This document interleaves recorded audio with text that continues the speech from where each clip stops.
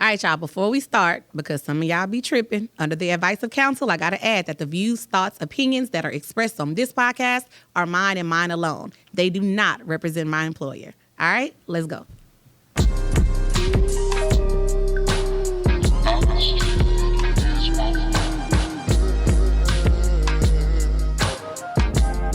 I was like, damn, do we really want to get into this discussion? Because if we get into this discussion right here, y'all.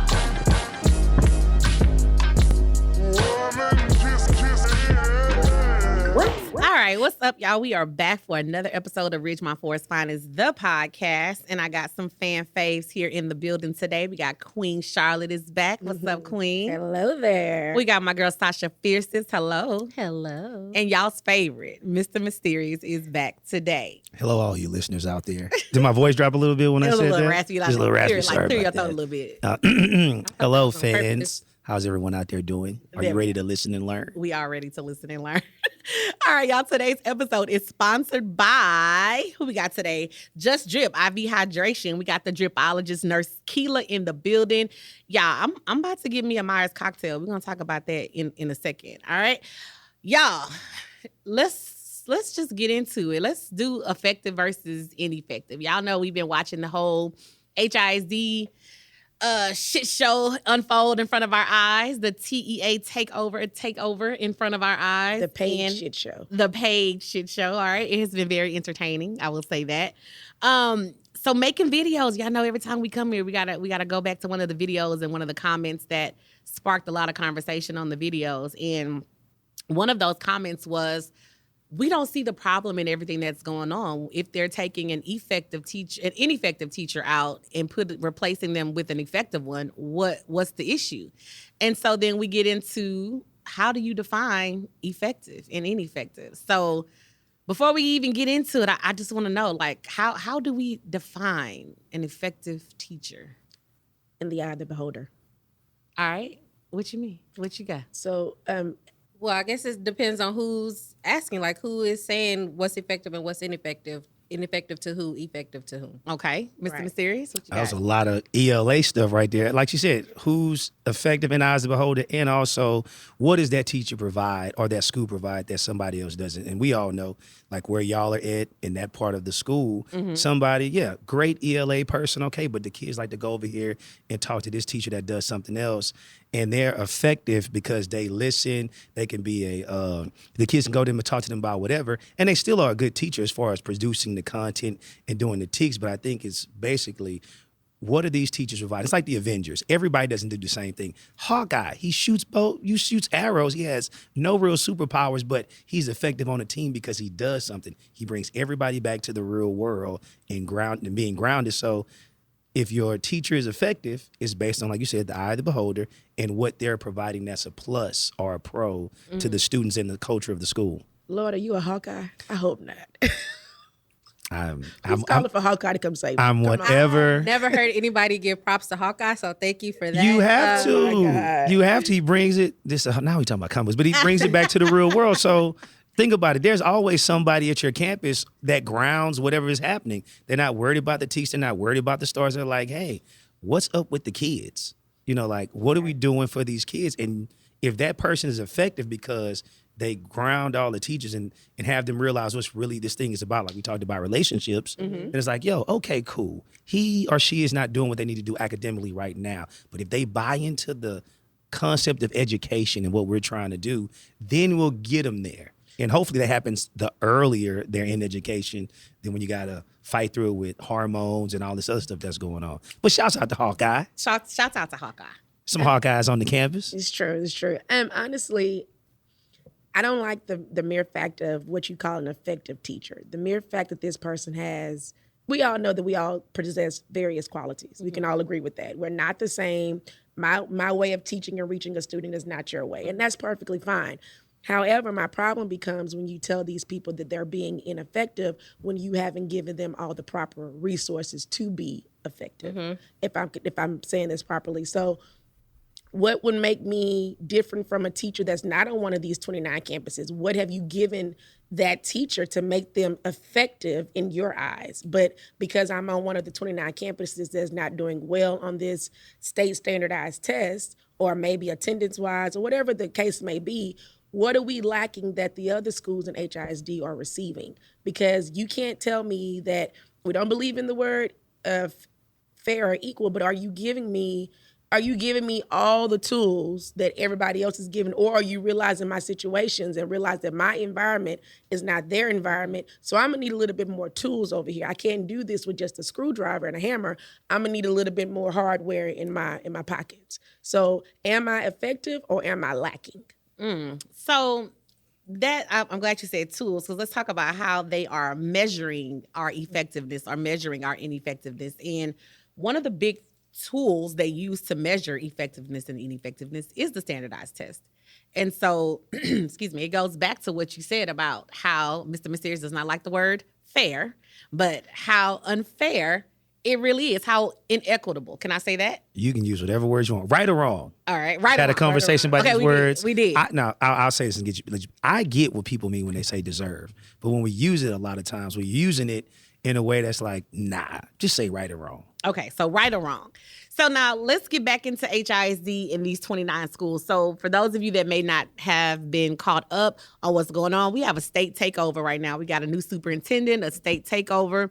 The TEA, or the Texas Education Agency, has come in and taken over the school district because of a lot of reasons: low performance, attendance, money mishandling, all kind of stuff we got going on. So we got these 29 schools that this new superintendent is coming in and making NES schools, or new education system, or new education schools. I can't remember what he's calling it. Yeah. But they're focusing on the three main high schools, all right? And so to get to the three main high schools, you got to cut the problem off at the beginning. So the beginning, he would say, will be the elementary and the middle school. So we're going to get those schools that feed into these high schools to hopefully change the mindset and change the culture. I hate to say change the culture, but No, it's definitely changed the culture. yeah, change the culture before they get to the high school, and it matters. So we got these 29 schools. So now on this campus now, on these campuses, dude is making everybody reapply for their positions, all right? So yes, it comes with some more money, but we talked about that. All money ain't good money. All money's not good money. Is this blood money? True. So when HISD originally had the Apollo 19, remember that? So you had people having to reapply for their positions. Technically, you couldn't just fire them. You would just relocate them. But you relocate them to an undesirable position to hopefully get them to quit. Correct. Another teaching position, or like, fill me in. Okay, so let me on the whole Apollo. I can give you my example, right? So when I was at Albert Thomas Middle School, I know Fort Bend had gone through it, and I think it was coming to HISD where they did the big old lawsuit about how many Black and brown students were being identified as special education. And so they were like, okay, we got to cut some of these kids that were qualifying for special education. So because we're cutting the number of kids that were qualifying, we don't need as many special education teachers. So now we have to start doing a reduction in force, or a RIF. So they started doing RIFs. Okay, so I was a resource teacher / co-teacher on the campus that I was on. Well, it's a whole bunch of y'all over here, and we don't really need all of y'all anymore. So that whole last hired, first fired thing. And so, hey, we still have to give you a job. We have to guarantee you a job. We have to guarantee you the salary that we told you we would give you. But it may not be what you want, but we're giving you a job. If you don't want this job, then you can kick rocks, no socks. So then they're like, hey, we got this life skills / behavior position open at Jones High School, which is an Apollo campus. The hours are extended. The pay is increased. I think they were giving us an extra $10,000 maybe. Yes, they did. Extra $10,000. The hours were longer, and you had to go to school. I think we went like 2 weeks longer than everybody else, a week earlier. We started a week before. And then ended a week later. And our hours throughout the day were longer. Yeah. So we wouldn't get out of school till 4:30, even though you started at 8. Yeah. So do you want this job or not? We have to give you a job. We have to guarantee you a job because you locked in a contract that you signed with us before we made all of these changes. And so what I'm going to say, nah, I'm good. I'm going to quit. You quit, I broke my contract. And then you got to deal with all of that, all the things that come with that. So they kind of lock you in. And I think that's some news articles that's going on right now too. I see that on social media, how they're locking people in or bullying people into these teaching assignments or doing the old switch and bait on them when it gets to crunch time. Right. And so that's where they are. Now, what the hell was we talking about? I done lost track. We was talking about how they implemented this in before with Apollo 19, Yeah. and they had teachers reapply and things of that nature. And then you brought in these new principals to the campuses to clean house, pretty much. Mm-hmm. I'm not. Maybe I couldn't get you out this way, but let me get you out with some paperwork now. Let me put you on a growth plan by November, and in February tell you we're not going to renew your contract, and then here you go having to find another job for the summer. But it always turned around not being in their favor. So when you don't like, again, I'm not saying fair, but I'm saying provide what's needed for that culture, if I could make sense. So like what I may be lacking, I'm in need of, and another school that's not on this 29 list may not like these materials. But what are you doing to supplement where we are? And that's my question that I have more so for the whole HISD situation.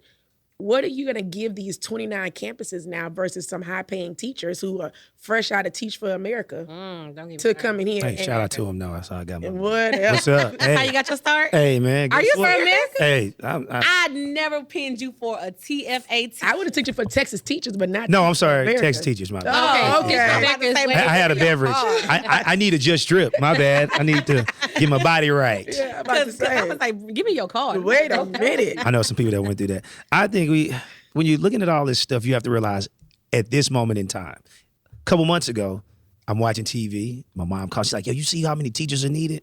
So right now, teachers, I don't care if you're a great teacher, bad teacher, shitty Right. teacher. Districts are missing 700, 500, 600, 200.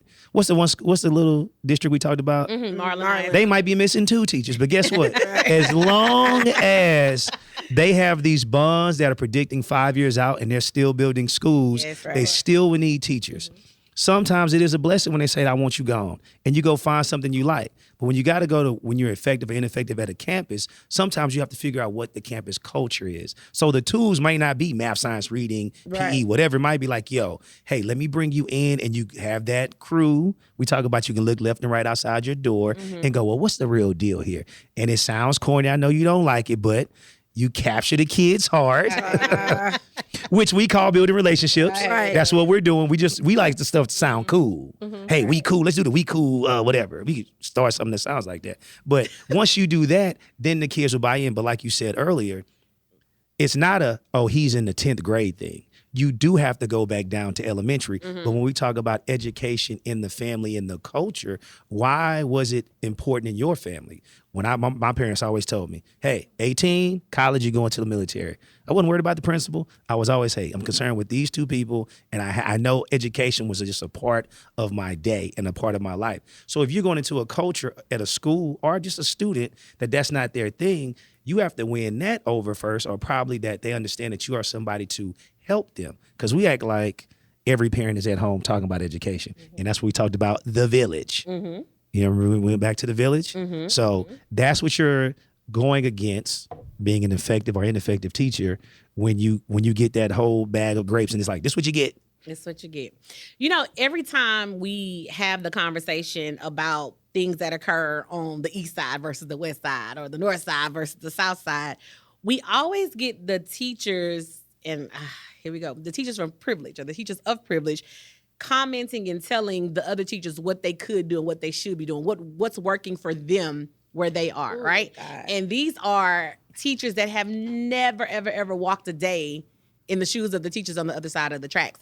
And so when we talk about effective and ineffective, you may be, and I'm just using this as an example, Katie ISD, do not come for me, all right? But if you are a stellar teacher, an exemplar teacher at Katy High School, all right, at May Creek High School, at whatever, Cinco Ranch, Katy Paytown, can you be that same effective, that same exemplary teacher at a Jack Yates, at a Worthing High School, at a Sterling High School? So when we talk about effectiveness and ineffectiveness, that's where I get into it at, okay? Yeah. Because let's say, for instance, I'm at I'm gonna say Sidewoods. Again, I'm just using schools that's coming to the top of my head. Y'all don't come for me.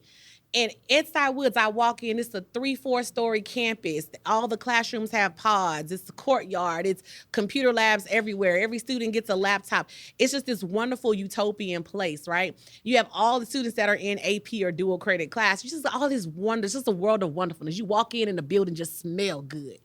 Okay? And so you got these teachers that are like, yes, I'm here and my test scores are this and my students are going here and blah, blah, blah. Okay, great. Now bring yourself, my bad, I hit your cup. Bring your same self and your same intelligence, your same knowledge of your content. Bring that energy to Yates. Bring your energy to Sterling. Bring your energy to Willow Ridge. Go Eagles. Bring yourself there. And can you be the same type of teacher? Okay, so 1 year in a district, I had to go to a GT training at Rice. And I mean, it was The Rice Institute, shout out. I think how many of us have had to suffer through so that? many. I enjoyed it. It was enjoyed the history. food. History was cool. I was like, hey, all right, cool. And what's this about? They This feed or this? you will. Continue. Sorry. So in one of my sessions, I had an instructor who was, giving some really great knowledge about various things. And I looked at her and I raised my hand. I said, excuse me, you've given us an example of how you maintain a certain group of kids in your class. What are you doing with the rest of them? And she said, what are you talking about? I said, this is only containing like maybe 15 kids. She said, oh, none of my class sizes are bigger than 15. Oh. And I said, We done talking, Must baby. be I nice. said, big in a GT class, ma'am? She said, yeah. She said, I work at a private institution. We do this, the kids have this, the kids have this.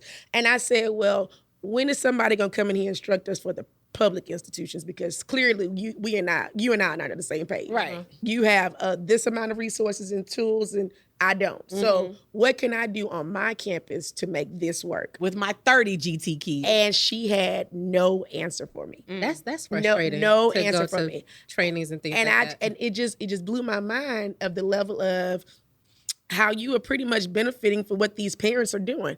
As a coach, we like, oh, we got this star athlete, we got this, we got that. Yeah, but his mama paid for him to go to camps and trainings and he has his own personal this. And then he come and play for you. And you riding his back because of all the hard work he's doing outside. That's another episode that we are definitely going to get into. Every time we try to touch on athletes and sports in Texas, I get my little nerves be getting a little pink because the politics. But we go. I'm gonna come back out of that. But I'm more so cut saying the same thing from teaching. These parents are paying for tutorials. They're paying for this GT private school lifestyle. So yes, they are going to make sure their children are succeeding. But you're here instructing teachers from various ISDs, charter schools, and private schools. But you only have an answer for your school. situation. And so would they really be effective? Or would those Exactly. kids be who they're going to be regardless of who was teaching So them? it doesn't matter. It's Right. the same. I use it the same analogy when we talk about these coaches or talk about coaches. Shout out to the coaches. Shout out to the Shout coaches. out to the coaches. We never Shout out never to it. slugging a coach. Yeah, never. But are you responsible for this 5-star athlete's 5-star recruit's success? Or is it his trainer? Is it his speed and agility coach? Is it his position Same coach? thing in the classroom. Who's Yeah. responsible And you for just this lucked kid's up by success? having Just this kid in you your get to presence. attach yourself to them. Oh, come on, No, coach. but No, hold on, finish your hold on. statement. Finish your Real statements. quick. So I'm keeping the education I cool. just saw some heads come up to It's the okay. table. No, but I more so have had students in my classroom who hadn't passed STAR from 4th grade. And they come under me and they're successful. And their parents will say, oh, I look at the test scores, or I talk to the kids. And they be like, yo, I haven't passed since 4th. Or the parents will say, my kid hasn't passed since 4th. What did you do that was different? And of course, my teaching style is my teaching style. But are you like I can go to HISD right now and get this 96,000, hands down. But if you go and just pull all teachers who have STAR passing results, how did they get them is the question. Right. Did you have these children always been passing STAR? Have these children always had parents participate in their educational growth outside of the classroom? Or are you given an empty slate and you say build on this? Because I was given empty slates and told to build on them. So I know that my 96,000 is waiting for me in HISD. I don't want it, but Show sign. I don't know about all that, but must be nice to not need the 96. No. I'm not leaving, no, but you're not good. After Love after money. coming out of the Apollo? Apollo Yeah. system, All money ain't good money. Oh, I know, but guess what? Sometimes you got to taste the money. Oh, okay, all right. I do this for Whatever. a year. Put it on the side. You know what happens when you Wait. taste stuff? Sometimes you throw it up. And is it for a year? Isn't it like a 3 or did I? Oh, I don't know. So, okay, if y'all remember this past summer, HISD was in the news because they were trying to retain teachers and they had given them some money in order for them to stay. And that was a 3-year, Right. I call it a death row, like welcome to 360 Death bad Row boy Records. record label deal or whatever they did. And so some of those teachers who now are like, nah, oh, dude coming in and he just did a job on Dallas ISD, we gotta go. We getting out of here. But it's like, no. You stuck because you still owe us took like our 2 money, more yeah. years. You took that money. So now you Cadillac stuck. Records. So right before we move on, having a close connect to somebody who's up at the work for the state, we always got to realize this when you run something. You know this because you have a show, you have a class, you have a family. You have to set goals, set standards, and you have to justify spending money. I'm not making excuses for anybody. So I'm not a big fan of the STAR test because it's standardized testing and they always preach to us differentiating teaching. So I taught like this, I taught like that. And the only thing that's been different in the last 3 years is that we put them on a computer, which is close to what they use. Probably be better to put them on the phone with access without any access to the internet. They knock out all these tests and feel great. So I'm just like, okay. Is it more about trying to find it's like with the NCAA and the NIL right now, trying to find a system that benefits everybody? Because if you have low performing schools, there has to be a way to say, okay, what are we going to do so the public can see that we're fixing schools? Because we forget the public votes. Yeah, right. And this is the big thing about Not for the voting. school district. Not anymore. Not this district. Not anymore. Whatever district it is, this is the power of voting. You don't like something, go vote. You don't like something, go vote, because that is the local level voting is the best thing in the world. The president's great, figurehead, whatever, but I don't like what's going on. I don't like these councilmen or whoever. I don't like these board members. Go vote and hopefully go build you a politician or a board member that will have your back. But you always got, and I learned this when I was a manager at Astroworld. Oh, Shout I was out to like, Waterworld Beach when I was a Restaurant. manager at Astroworld, I thought it was easy. Breeze lightning, ladies. Breeze lightning. I was working at the scale, so I had a microphone. It's easy. You're just going to come work. I'm going to tell you when you go to lunch, and that's it. And it wasn't that. I had to deal with personality here, personality there. Oh, they could do this, but they couldn't count. They could do this, but couldn't do inventory. So when we're looking at this, and this is a multi-layered thing, we have to look at it from a lot of levels of like, okay, what does CEA have to show? Because sometimes it's just about what you're showing. And then it's like, okay, what's going to really be the real and true solution? 95,000 sounds great.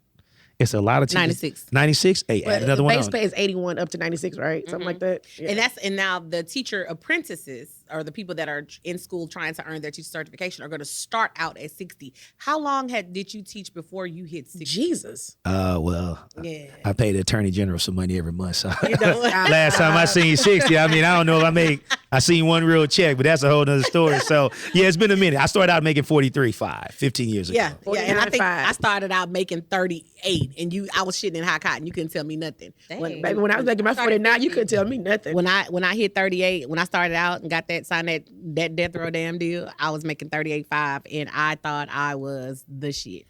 But justify that though. Like my thing is, you got these fresh out of books teachers or Teach for America, or even these so-called effective teachers who may have 5 years to their name.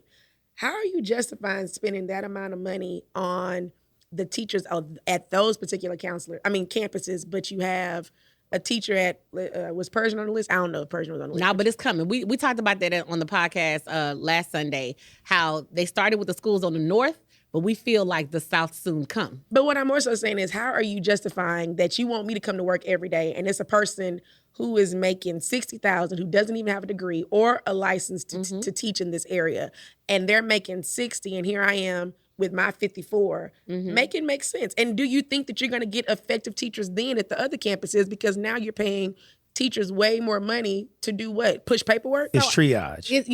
And I think that's a good point. That's a great thing. Band-Aid over bully wound. But Well, I mean, push who's paperwork. hurt the most? Who's hurt? So anyway, when it comes to, I had a stat. I know we long on this subject, but I had a statistics teacher at U of H, go cool. go cool. And he was like, never trust stats because you can skew the stats. But I promise you, I don't like the word promise. I got a lot of words I don't You like. don't like nothing. I like Those are all very, commitment words, by the way. I like very concrete words. I'm ignoring what she's talking That about. was a slur. So all commitment words, Lord. to be committed is to be crazy and silent, but I got an answer for everything. Prayers and sorrows, So lady. what was I talking about? She threw me off with whatever that was.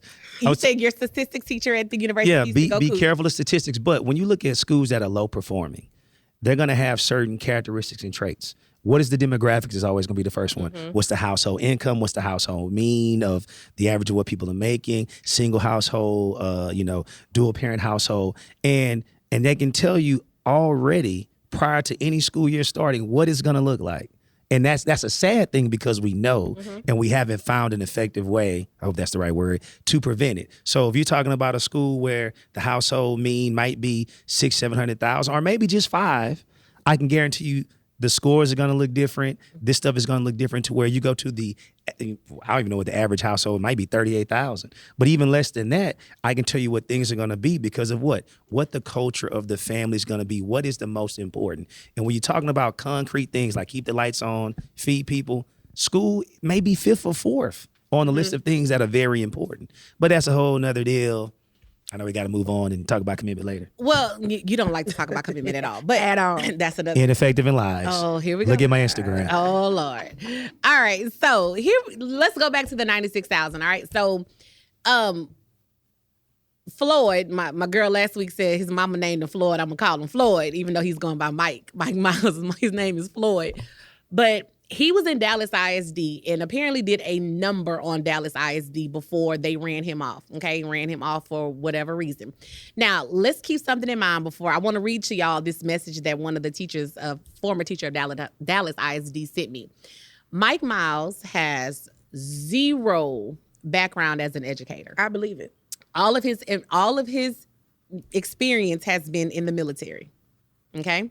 He was buddy friends with Mike Morath, but when Mike Morath was on the board when he was the superintendent in Dallas ISD, so they became buddy that way. So this is a whole rub your shoulders, help you climb to the top deal because the superintendent of Dallas ISD has no experience as an educator at all. Now, we've had a couple of superintendents previous around the greater Houston area who have had no experience in education. Their experience may have been in business or in accounting or in law, but nobody really be in there as educators that have been in the trenches that understand what we're going through. So I want you to think about everything, all of the power moves that he's using to come in and take over this school district that he did with Dallas ISD and now that's going to happen with Houston ISD. And are they really for the betterment of the kids? So I want to read to y'all this inbox that somebody sent me. She says, hey there, I worked in Dallas ISD for 30 years and I was an admin when Floyd came in. He placed campuses under extreme pressure. Administrators had to evaluate each teacher 8 to 10 times a year. We had to see multiple response strategies. I want y'all to hold on to that. Implemented every 10 to 15 minutes within a lesson cycle. Mind you, this was high school. High school kids were expected to talk to elbow partners, and teachers were pressured to mark teachers down. Admin was pressured to mark teachers down who didn't use a sufficient number of MRS per class period. Let's pause right there. There's a lot more, but I want to pause right there and let's talk about that. Multiple response strategies. So imagine you take this 96,000, right? And you got somebody, admin, coming in, I call them the clipboard people, coming in your classroom every 5 minutes, every 10, 15 minutes, watching you go through a whole entire lesson cycle. And hey, these are the 10 multiple response strategies we've given you in this training. We need to see you use 8 of them in a 10-minute cycle in your lesson cycle. How are you even building at that time? Help me understand. Like, you and I, we all are teachers. We know this. Like, in 10 minutes, you said 10 to 15 minutes? 10 to 15 minutes, 10 to 15 minute cycle. You want to see various strategies in 10 to 15 minutes. How am I even having a chance to teach? To teach, yeah. What am I? You teaching. No. That's what. Let's get it. Give me my hot 96. You told me what you want, I can give you what you want. And I'm going to build a great work relationship. With who? With whoever I got to build it with. Because it's not going to be with the students. Here's the deal. And you're right. None of y'all are wrong. But playing devil's advocate, I'm like this. As a man, concrete and logic, if you tell me what you want, I'm going to give you what you want. You want every 10 minutes? Hey, guys, let's look at the map. Da-da-da. Bam. And I'm going to look right at them. You like that? All right, moving to the next one. I'll time myself. Who's that kid in the corner? That's my timer. He knows when I'm supposed to have some, he waves. Now, veteran teacher here, so I'll take the 96 in the challenge. It would be tough for some people who never had to deal with it. But here's the thing and the beauty about this. You don't have to take the 96. You don't have to take the 30,000 raise, the 40,000 raise. Do you want to do it? Now, being a veteran teacher, and we know we can do all those things without having to be on that structured time and actually do it how they said. Like, we can go sit back in the conference and go, well, where was this strategy? Be like, oh, it was right there. And they go, oh, because, you implemented in this and not that. So I don't fear that for a veteran teacher. Now, as a veteran teacher, do you want to be bothered with that? And we don't want to be bothered with that, some of us. Do you want to be bothered with it? It's very simple. My dad has a great saying. They call him old school at his job. He goes, if you don't like it, quit. If you don't want to do it, don't go to the job. So that's my thing about the 95 and the 96. It's like music. I don't like country music. I like a little bit of it. I like to listen to it. So if you want to go to one of those, 29 schools where they got the hot 95 and you can pay me a coaching stipend, I might go see what it looks like. And if I don't like it, they missing 700 teachers in every district dang near. I'll go work somewhere else. So what are you doing at this point, though? Because we know that HISD pulled admin out the building last year because they was missing so many teachers. What happens when you Oh, don't? I'm about to get into that. And I'm glad you said veteran teachers, too, because let me go to the Yeah, second go part to of it's your show. Do your thing. the second part of this email. Sorry about that. Oh, we cut you off? I was committed to what I was I talking was, and about. then I didn't want to lose the First veteran time thing. for everything. Oh, Lord commitment. Jesus. Oh, Edit all that out, young man. whoa. Okay. A little tension at this table. Keep All right. reading the baby's comment. All right, so here we go. Before I get into that, I want to give another shout out to our dripologist, our sponsor of today's show in the building, Just Drip IV Hydration, Nurse Keela, our dripologist. We got Nurse Keela. Am I getting? I need a Meyer cocktail. Are we getting IV'd up today? We got you. All right, so y'all, I'm about to get this Myers cocktail, which is a blend of vitamin C, all the vitamin Bs, and some magnesium. Now, what I really want to get on is this whole semaglutide Mounjaro Wegovy shot. This is the shot that all the people using on TikTok to get fined, a shot a month. I think I want to try that. I don't know what that was. Was that English? Semaglutide. Is that what it's called? Semaglutide. Semaglutide or Wegovy or Mounjaro. I don't know how you say it. All right. Sounds like But it's power. the injection, and the girlies are getting fined on TikTok. Sounds like power. So you get an injection You get an And then- injection from the dripologist, from the dripologist, and you get fined. and you get fined. All How right. many injections? How many shots? I think it's a shot a week. A shot a week. What if I double it? Do I get? No, Wait a no, minute. no. Oh, it don't Wait a work like minute. that. See. No. You can't make your own Okay. rules up. Well, I'm just trying to. But- She has health teaks All that right. she must follow. And I must say, Nurse Keela said, don't play with her because she is a registered nurse. She ain't out here just with IVs and drips. Her Because I definitely asked. She was like, register. I said, my bad, ma'am. I just She wanted to said, know. Right, put put some some respect respect on her name. Give him knives. Now, all right, so let's get back into the second part of this because you mentioned Pulling admin. from pulling admin, and then you mentioned veteran teachers. So let's get into the second part of this email. So additionally, Miles does not value experienced veteran teachers. He says that there is no research to support that experienced teachers add more academic value to students, so he got rid of career ladders and steps. New teachers made as much as 20-year veterans. This was a problem. It impeded the ability to have mentors and a collaborative environment. The vets were like, well, the new teacher makes my same salary, so let them figure it out. It created too many problems. Then he created this stupid TEI evaluation, teacher effectiveness indicators. All right, now this is what everybody's been talking about on social media with this guy, where teachers essentially are rewarded for star scores and favorable student surveys. Oh, no. He also believed that staff did not need to have experience as APs to be effective leaders. As a result, he hired a lot of classroom teachers, instructional coaches, and made them principals. Of course, that left a bad taste in the current APs' mouths. Most of these effective teachers promoted to principals were young, thin, and not Black.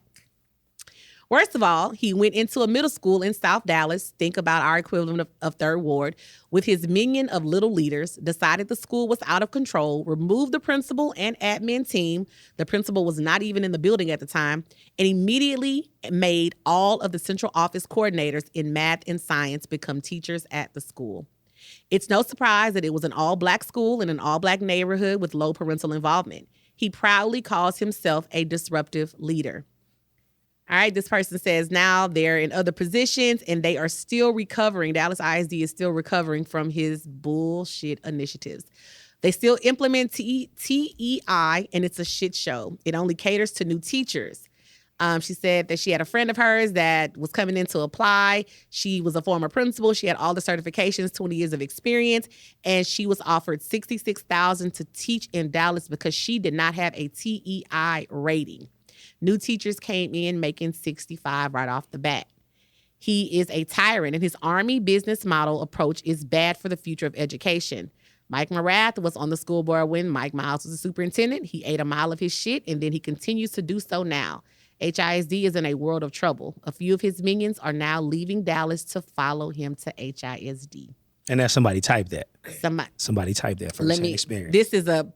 Do you see that? Oh no, I believe you. Yeah. You know, I just want nobody to listen to the show like, wait a minute, like, no, that wasn't Ridge. Oh, no. Full Finance. That was, hey, I'm trying to help you out on this. Let me go, because my lawyer will be like, hold up. That was not you. That was an inbox that I was reading, ladies and gentlemen. That was not my commentary. Thank you. Which goes back to my original statement. Like, what are you going to do? Are you going to pull all these admins back? Are you going to deal with whatever comes your way type situation just to say you met your goal of cleaning house? At what point?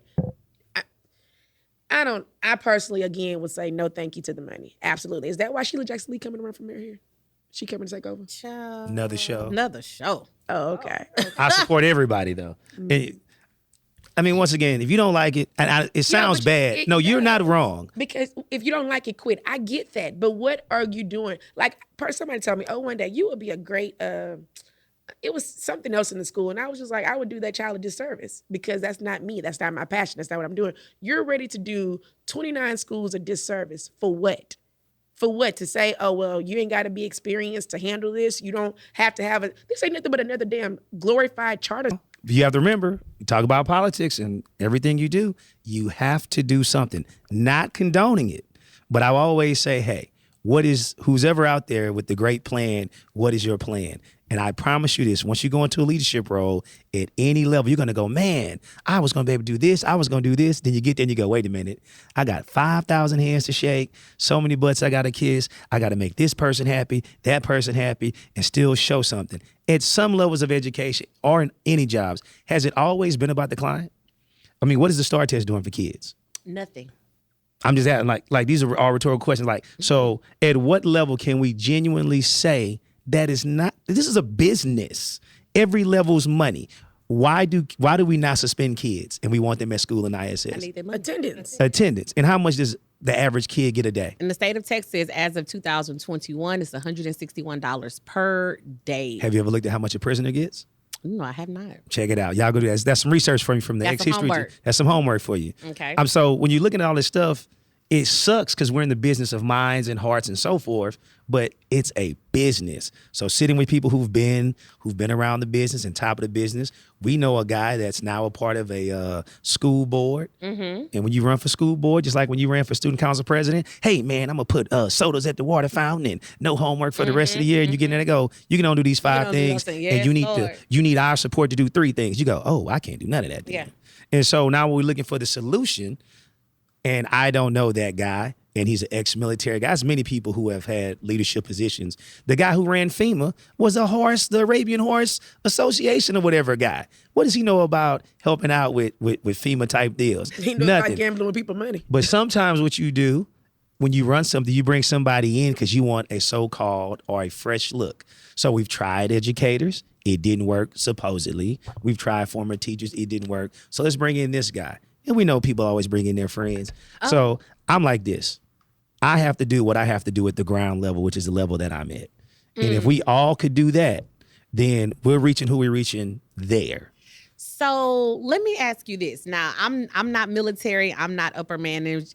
I'm not any of those things. But I am an educator, 20 plus years in the game, and I have a little bit of logic and a little bit of common sense as well. Okay, yeah, more than that, but continue. Thank you. I appreciate the compliment. Now, we are fixing things from a business mind, right? We are putting business people in to make decisions because school is a business. People tend to forget that. At the end of the day, school is a business.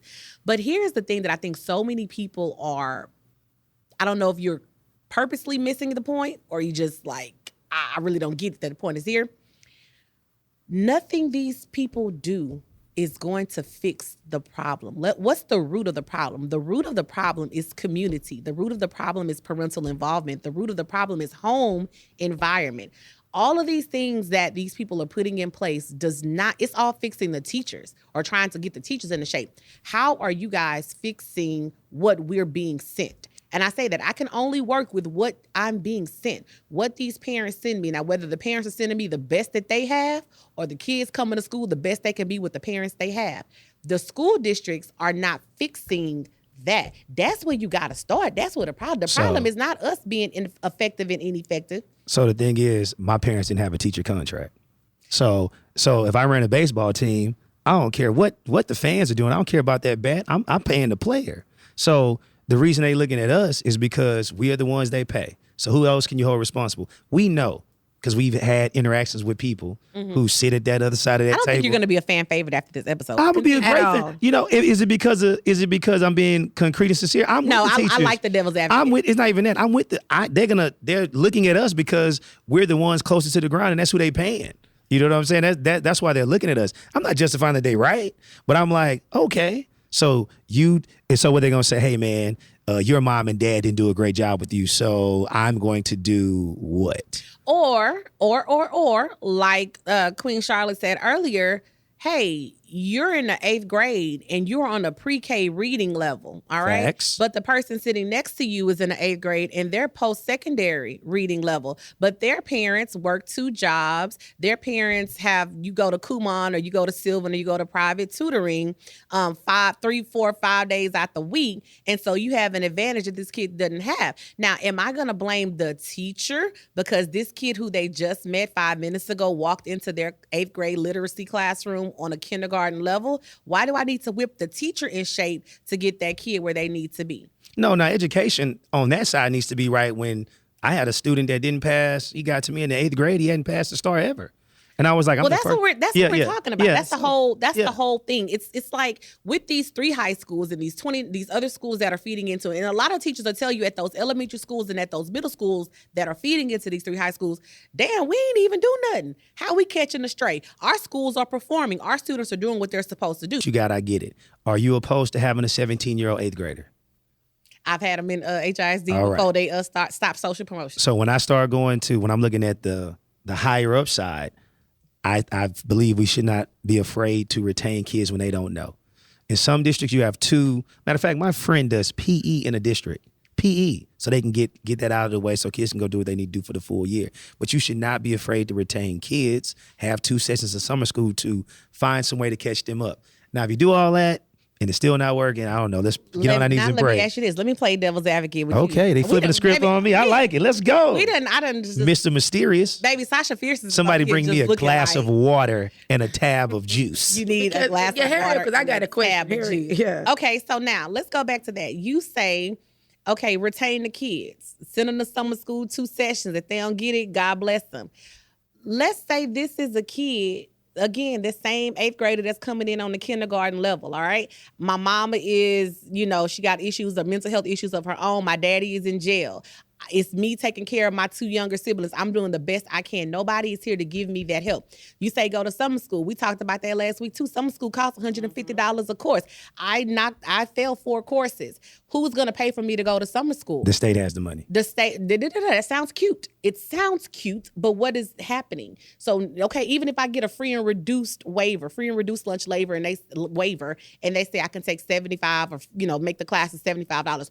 Who paying that $75 for each class that I failed? So the thing is the kid truly getting the help they need to progress, to succeed? We're not doing that. But what we're focused on is whipping the teachers into shape, making it the teacher's fault that this baby is lacking because of the circumstances that they've come to school with, things that are beyond our control. Facts. Now let me take out my reverse card. We all play Uno. And I slap it down and I ask, okay, so then what should the district do to work with what is the program that the district does to work with the parent to fix it? Because pizza night, because we've all experienced this one, social studies and liberal, I know we're going to have this one night and get the parents to come to, because we have them at some of the schools where we work at for the Title I joint. Family engagement. Family engagement, one night. So on the district side, what is the program that we give to the to the culture of the parents or whoever to say, hey, here are the tools. Because I'm all for this. Let me write my question I don't. down. I don't. Queen Because I'm about Charlotte. to forget. Go ahead, Queen Keep Charlotte, talking. because I want to write my question So down. the NES says that it starts at 6 a.m. to 6:30. You have the grades until you have the test scores. But we do none of that in elementary or middle school. And when you took away summer school in middle school, that is when you're gonna just create a can of worms, like it's gonna come open, because you telling a kid, yo, you missed this many days of school your freshman year. You don't get this credit, fam, until you make it up in summer school or credit recovery, whatever they do in high school. But what I'm more so saying is, if we don't become consistent, there will never be an answer to this problem. Yes, you're right. We can't control anything outside of the household. We cannot. They can offer daycare to all these parents in HISD for free. You still can't control what's going on in these children's households.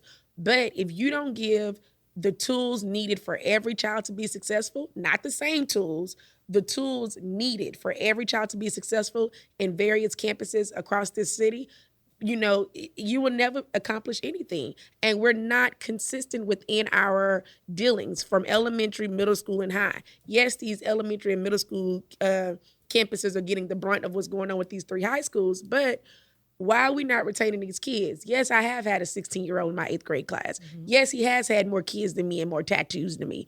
But yes, this is very true. Very true. But what I'm more so saying is he's also been retained. He's also been, he was in a juvenile system, got out, came to school, probation. Yes, parole officers said in my class before. Probation officers said in my class before. They be fine too. Anyway, they be cute. But what I'm more so saying, see, there we go. If we don't stay consistent within elementary, middle school, and high, we will never fix the problem. So, I'm gonna go back to something you said. Sasha Fierce, you just sitting here. I'm taking it all in. Okay, because you said parent engagement. What is the district doing? What is the district doing? Because you said that's something that the district needs to fix. And I think that's what's making myself and other teachers scream in frustration is that, hey, we're standing on top of the mountain. We're screaming at you. This is a state fix, or this is a federal fix, or this is a district fix. Why are y'all putting it all on us? Yes. Again, so even to what you just said, the district is not looking at the root of the issue. The district is not looking at that. They are looking for teachers to solve it. We don't care what little Johnny came in here on. We don't care what little issue Johnny got. Hey, by the time Johnny kindergarten reading level into your 8th grade class, we want Johnny reading on the 10th grade level when he leaves. You got 9 months, figure it out. You got 180 days, figure it out. We don't want to hear Johnny, mama's not at home, Johnny, daddy not at home. Johnny Johnny is a student identified as special education. We don't want to hear any of that. We need you to fix it. And if you can't fix it, you're ineffective and you got to get up out of there. Mm-hmm. So then I think that goes or leads into, that's how you get people who just get promoted. Like, I'll just pass you. I'm just going to pass you. Yeah. Like and it just creates that problem. So it happens in elementary, happens in middle. Kids just get promoted, you get passed on because now you're the next person's problem because I need to cover my butt because I, don't want to catch any blowback from it. So then when they get to high school, they don't meet these things. You don't meet the requirements. It's like, wait, I actually made a 43. You gonna give me a 43? Yeah. Like you go to college. Wait, I got to take a remedial class because I didn't pass anything. Sure do. Wait, what? Mm-hmm. So the kids never get to learn how to accept any responsibility or their parents or any accountability because when teachers do try to hold them to those standards, they get pushed back. So it's like, is it even worth me trying to hold you to these standards? We see the same thing when we, not us wonderful educators sitting at this room here, but when you get into the whole, to retain, or I'm not, because we don't retain, when it's time to fail a kid for the 9 weeks or for a semester. If a kid has under a 50, you got to do what? Paperwork. Mm-hmm. So we be like, shit, 51, I'm not going to do no paperwork. Hey, 51, 70. Yeah, that's thanks for showing up to 7th grade Texas history. I'm not about to sit in no meeting. So yeah, nobody's doing paperwork for that. And so when you that was a great point you made, Sasha Fierce, is because if you tell me I have to do all of these things, so if because the kid didn't do any work, because the kid, for whatever reason, didn't make the adequate progress and meet the objectives for this 9 weeks, and they made a 47, all right, that's my fault because now I need to go prove myself, throw myself at the mercy of the court and say, I begged his parents to get him the tutorials. Here are my emails. Here's my smoke parent. signal. Here's the pigeon that I sent. Here's everything that says I did what I was supposed to do to get that person to be what they needed to be. And guess what I'm going to be told after all of that? I still didn't do enough. Yeah. There was still more that I could have and should have done. The district is not going to say, well, sorry, Miss Smith. It's not our fault that the cricket number that you called was out of service. That's your problem. You should have done something else. I have cricket, but continue. Oh, That's why you lack commitment. I just want better. That's my phone. I'm not gonna go into the phone thing, you phone snob. But last time I And he got an checked, Android. last It's a time I cricket checked, Android. when I text you, sir, did it not go through? Giving money on gas. I hate mama phone cut back on. I can't get Johnny mama to unblock the number so I can reach her. I can't do those things. So we're telling you, these are all of the obstacles that are in my way, preventing me from making Johnny the best Johnny he could be. And you're still telling me that it's my fault and that I am ineffective. When they say teachers are soldiers, we really are. We are the groundwork, and let's blame you for not winning the war while the war is going on so long. Not what caused the war. That's why they call it in chess, you're a pawn. I mean, We are that. so Facts. once again, like I say, being a realist or whatever you want to call it when it comes to some things, it's not right. I'm not going to say fair because I don't believe in that one. It's not right. I was told by a veteran teacher, you cannot save them all. Save who you can, because you would definitely, lose your mind. Like I had to sub one time, not sub. Yeah, I was subbing in a fundamental skills class, and I was very hurt when I left, like almost crying, all that kind of stuff. And the woman was like, "No, you shouldn't leave out of here feeling sad. I mean, this is what it is, and you have to just understand these are the way the kids are. They don't know any different." But now to what we're talking about, Don't get me canceled. you're not getting canceled. Be careful. You're not. All right. You're good. I'm just saying, like I had to realize certain things. Like, okay, this is the environment I'm in. This is the career I've chosen. Volition, only write in the Bible if you believe in such things. And so you have to know that all that comes with something. And we love to shout to the mountaintop. Come on now, see what we doing down here. And believe me, they know. Somebody knows. Of course they know. But they going to do what they always do or do what they want to do. So what are we going to do? So is it a trickle down effect? Because we talked about this last week, and I talked about this last week on my TikTok as well. When we talk about a district, I'm just going to use HISD as another example. And I use the analogy that HISD, we can kind of compare the district to like a spectrum, right? Because there's HISD and then there's HISD, right? So saying that my kid, we talked about this board of managers because now the TEA has appointed a board of managers instead of a school board for HISD. And so the board of managers consists of various people in the community who are supposed to have some type of stake or some type of buy-in into what happens. And so the other night at the board meeting that HISD had, baby, they cut up something It was serious. hilarious. Oh, that was It was fun. hilarious. I think I'm going to go attend the next one just to laugh. Yeah, they cut up something serious. But so you have all these people that are getting up, introducing themselves, saying, well, hi, my name is whatever. I have kids that attend school in HISD. I raised my kids in 3rd Ward. I'm a product of Klein High School or the Woodlands High School. And everybody like, boo, boo, boo, because saying that you raised your kids in HISD or your kids attend HISD school is like, oh, okay, cool. You live in 3rd Ward, but your kids are getting bussed into Carnegie Vanguard, or your kids are getting bussed into Lamar or Bel Air or West Side or HSPVA. So saying anybody that is to the naked eye or the naked ear, it sounds good. Oh, this person has a stake. This person has a vested interest because their kid attends school in HISD. Baby, your kid don't attend school at Jack Yates. Your kid does not attend school at Worthing, Sterling, Madison High School.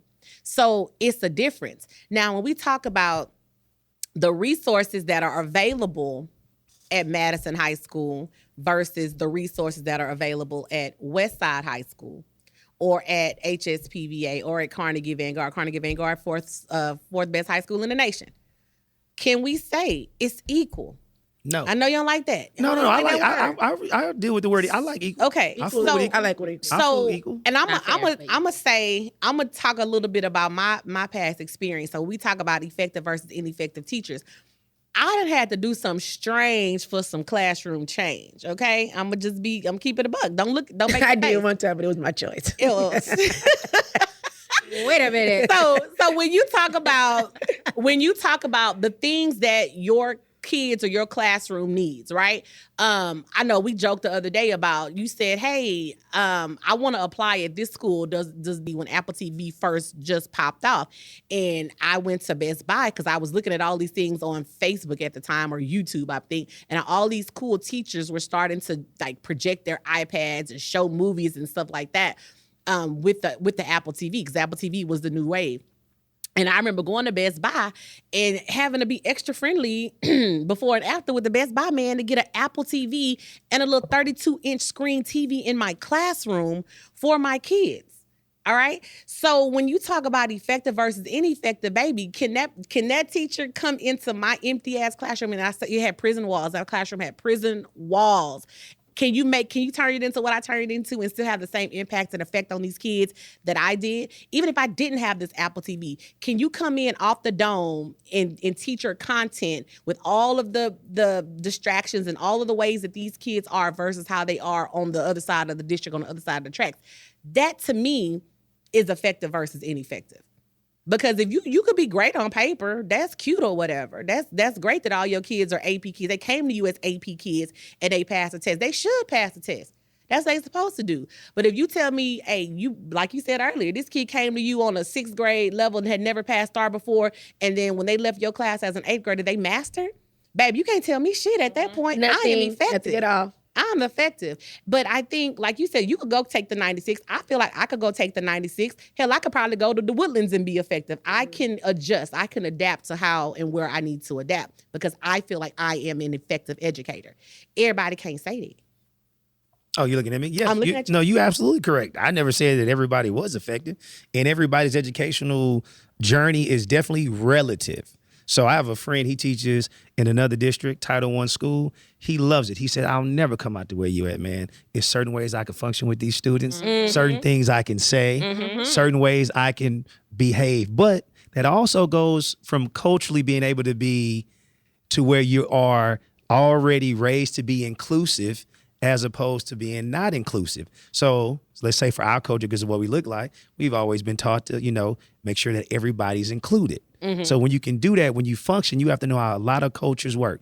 Earlier, we had a discussion off the mic. I said Hispanic because I didn't specifically know what the said person was. I didn't assume they were anything of their cultural background. But where does that come from? That comes from my cultural upbringing and being taught in society that I must include everybody. So yeah, I do. I get that. Somebody can leave, and I want to do this. I don't want to just say Woodlands to this school, that school, any school.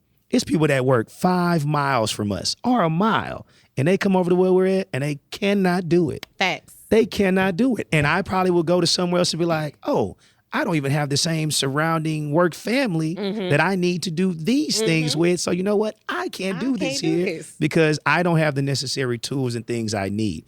I just hope that whoever takes the 95 and 96 understands that where you go and they offer you more money comes more responsibility, and then they will be able to evaluate you more. That's why I never had problems with it. If they want to give teachers 6 figures. Evaluate me all day. Right. You give me 6 figures. Because cool. then I'm cool with the evaluation. And I think that's the thing about the 96, right? Somebody else made a comment like, well, damn, y'all asked for more money. Now they give you more money. Now here y'all go complaining. But no. We asking for more money for what we doing right now. Not the money that, what I think these teachers are getting ready to have to endure. That should be 106. Yeah, I think it should be a 125 starting. Then they start that in San Antonio, I think somewhere. This past summer. They started giving somebody But like, what is they? What's on my favorite show? The Wire. Heavy is the head that wears the crown. Omar. So it's going to come with some responsibility. We're talking about right now. We should be what we're having to do right now, what we're having to endure right now as educators, I think should be worth 96. Now, these teachers that are getting ready to reapply for their jobs, no librarians. Did we talk about that? He's cutting librarians. Oh, dude said, hey, there's other things that y'all need to be doing. This librarians, if you got a job as a librarian, we're going to take you out because I need you to be teaching. So you're talking about a whole system that's getting ready to be shaken up. What is going to become, here's my question. This is a whole nother podcast though.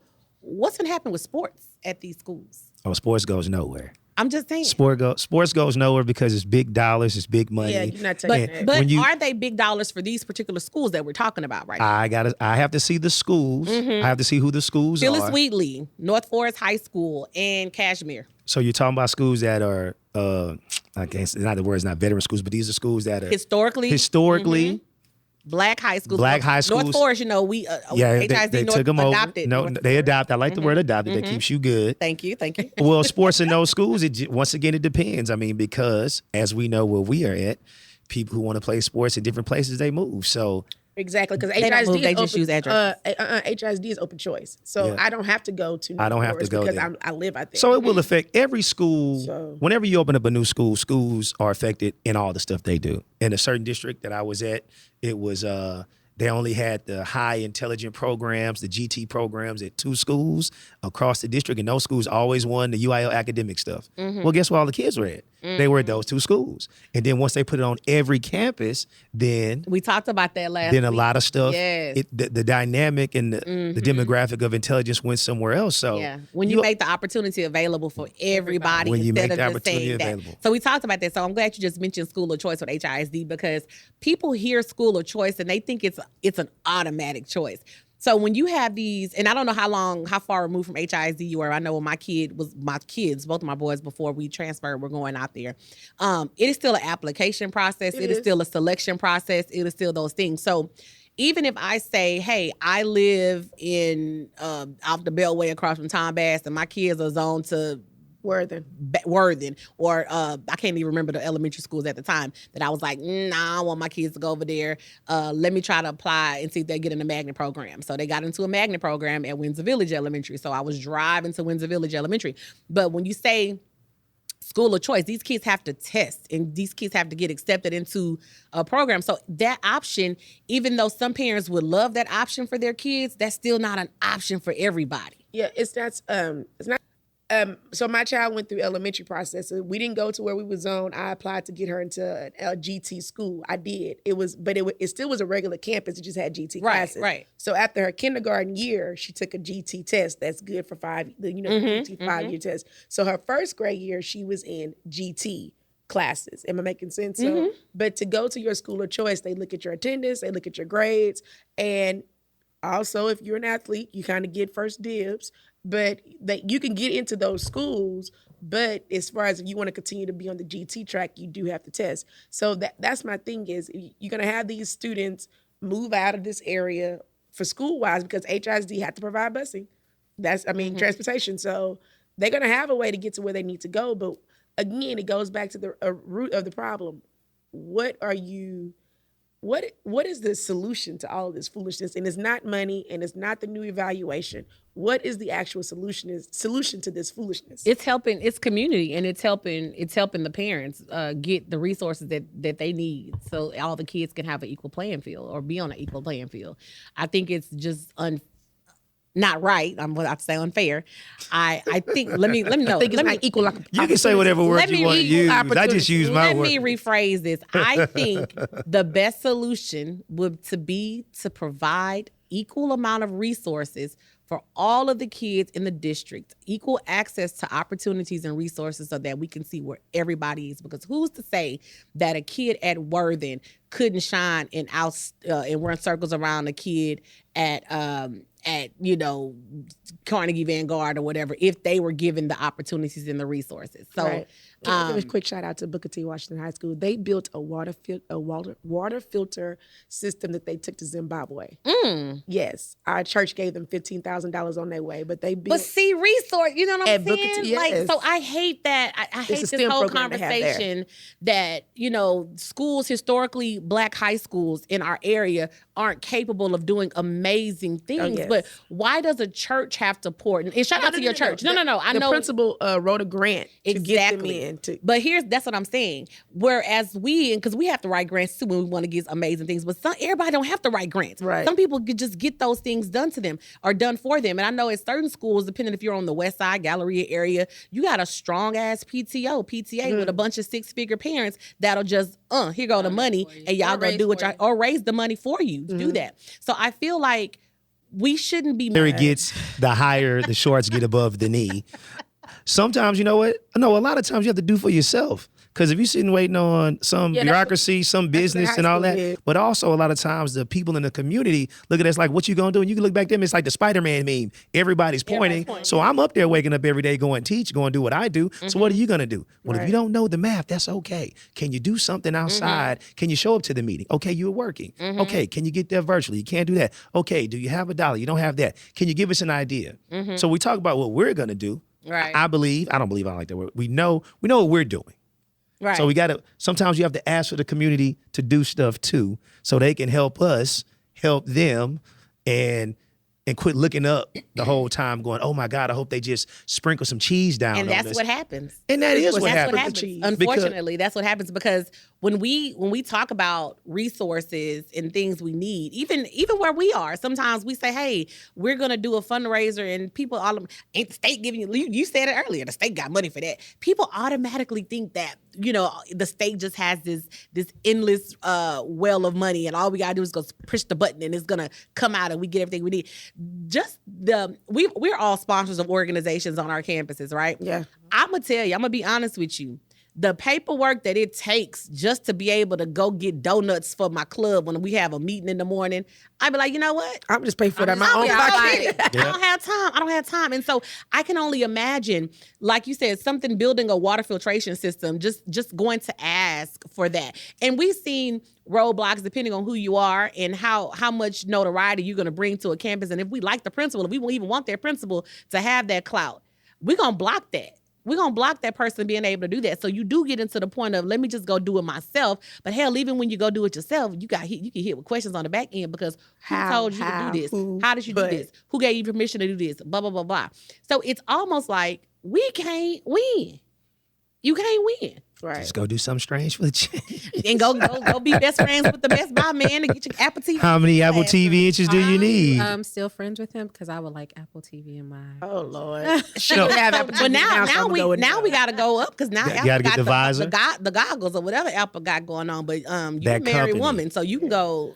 That's why I said, "Are you?" Oh, you gonna still pin me friends? out? Yes, No. I am. No, I mean, I think sitting here, I think we all understand. I know we all know that teachers go through the struggle of what they're doing. So like somebody told me one time, you're in the career of love. Like you love, like I don't know malice teachers. I've known teachers that where it's time for you to go. Right. But a lot of teachers start out with the love. Now we all know environment. 1 year is cool. The principal change, you change. They move Kids people. change. Kids. The parents change. First of all, parents change. That kids you got is because the parents change. And we all are some of those parents because we ask our kids what they want for dinner. My parents used to never ask me that. Go eat some of that spaghetti off the stove for 3 days. And It's spaghetti what, in there. that's what it is. Some spaghetti in there. Like, God damn. Please don't cook barbecues. That's what we having for the next couple of days. So I would say to any teacher out there, 1 year, 15 years, 50 years, if you in the game, you in the game.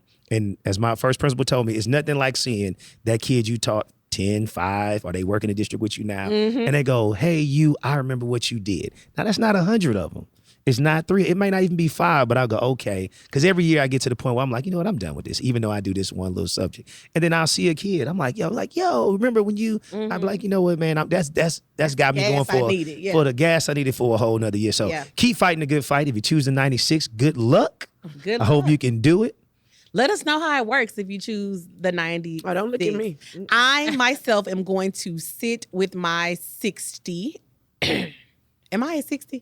I don't even know. I hope Barely. you had more than 60. Shit. She's at more than 60. Y'all, she's lying. Oh, okay. Yeah, I'm about to say, yeah. whatever. Sounds great. Sounds great. Anyway, but We don't see it. we don't. We but definitely don't. They say it.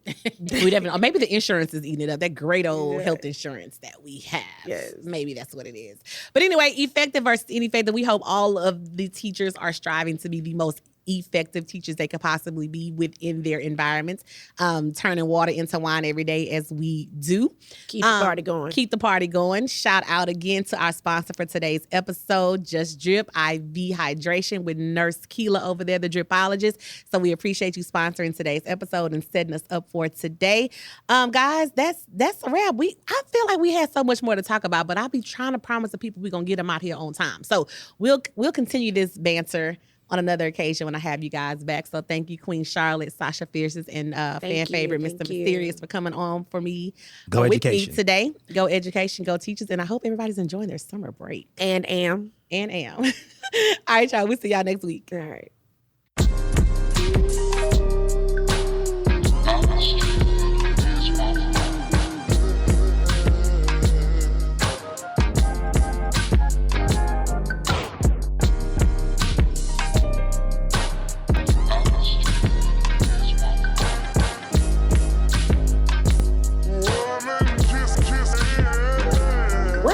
This podcast was made possible by producer extraordinaire D. Francis at the legendary Lab 7 Studios in Mo City, Texas.